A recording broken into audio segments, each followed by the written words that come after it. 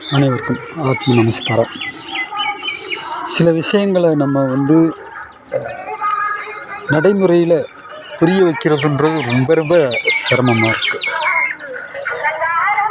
ஒரு குறிப்பிட்ட நிலைகளுக்கு அப்புறம் நீங்கள் ஒதுங்கி வாழுங்கன்னு சொல்லி நம்மளுடைய சித்தர்கள் மார்க்கத்தில் சொல்லப்படுது. ஆனால் மக்களாக நம்ம இணைஞ்சி வாழ்கிறதுல எந்த மாதிரியான சிரமங்கள் இருக்குது அப்படின்னா, ஒரு அன்னதானத்துக்கு நமக்கு நெருக்கமானவரை வந்துட்டு போங்கன்னு சொல்லிட்டு கொஞ்ச நேரத்தில் ஆஹா இவருக்கும் நம்ம மார்க்கத்துக்கும் சம்பந்தம் இல்லை, இவரை நம்ம வர சொல்லிவிட்டோமே என்ன பண்ணுறது, வர்ற வழியில் அவருக்கு ஏதாவது ஆயிடக்கூடாதே அப்படின்னு சிந்தனை ஓடுது. பார்த்தீங்கன்னா கீழே விழுந்து காயத்தோடு வந்து நிற்கிறார். மற்றொருவரை இப்போ தான் சந்தித்தேன். அவர் ஃபோன் தொடர்பை சுத்தமாக நான் துண்டிச்சுக்கிட்டேன்.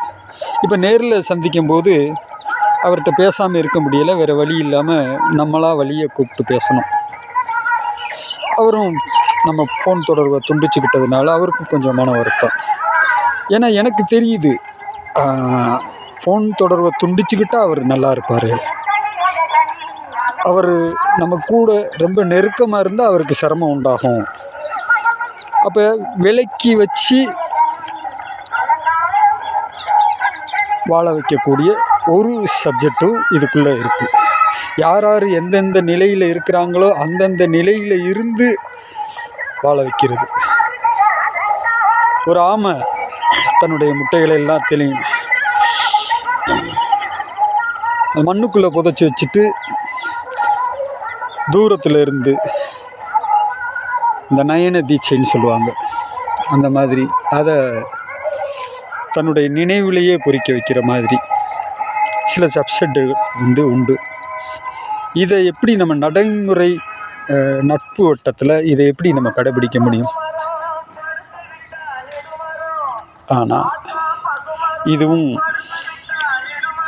நடைமுறையில் இருக்குது. இந்த புரிதல்களெல்லாம் நம்ம புரிஞ்சு வச்சுக்கிட்டாதான் இந்த சித்தர்கள் நிலைகளில் இருக்கக்கூடியவங்களோட நம்ம நெருங்கி அல்லது விலகி அங்கே ஒரு சுபிட்சத்தை நம்மளால் உண்டாக்கிக்கிற முடியும்.